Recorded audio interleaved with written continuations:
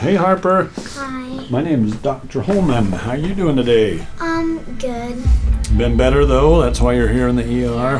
What's going on? I'm Nate Holman. I'm one of the emergency physicians here. I've been here about 7 years now. And just take a big deep breath for me.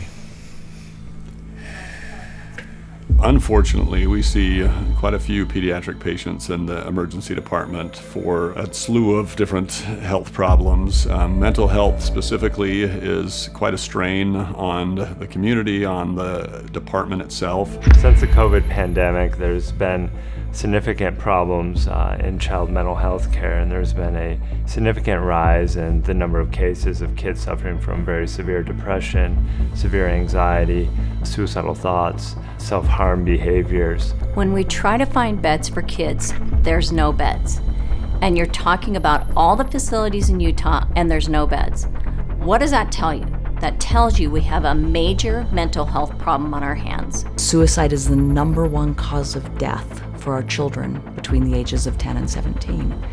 And that's staggering, that we lose more children to suicide than we do to car accidents or to cancer. If a kid comes in with a crisis situation feeling suicidal, the way to look at that illness is so different than a broken bone. Kids heal bones amazingly, and putting it back in place, they're going to heal. They're just that good at healing bones.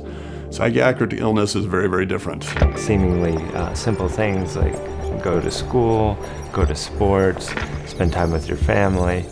All these things become very difficult for children who are either addicted to social media or suffering from these very severe disorders, because they've gotten to this point where they basically just incapacitate them.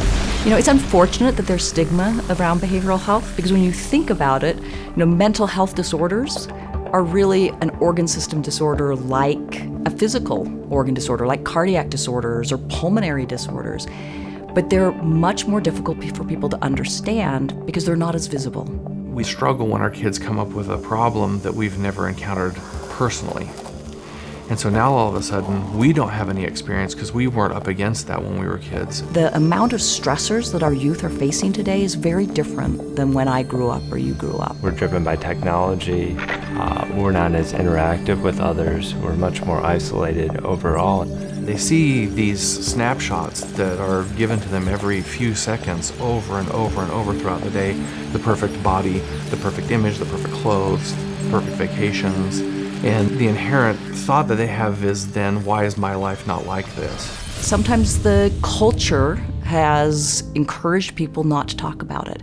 And that's really one of the worst things possible, because then it goes unrecognized and untreated.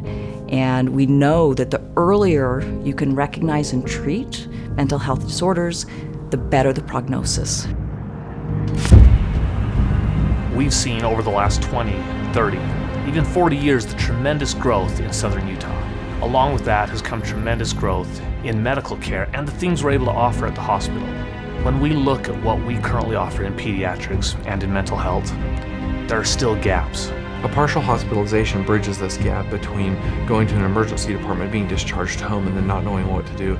You can step into a program where they're there throughout the day, every day, learning about those emotions, learning about how to manage that, learning how to deal with that, and then going home and talking to their family about it, who then inherently become more well-equipped to be able to manage that crisis when it's occurring. So this isn't simply a Band-Aid, but it's more of a long-term fix to really give children what they need and what the families need.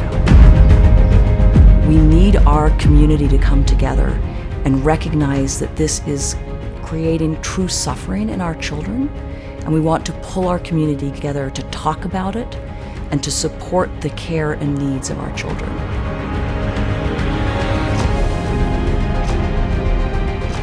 One thing that you learn is until you walked a mile in someone's shoes, you really just don't have any idea what's going on.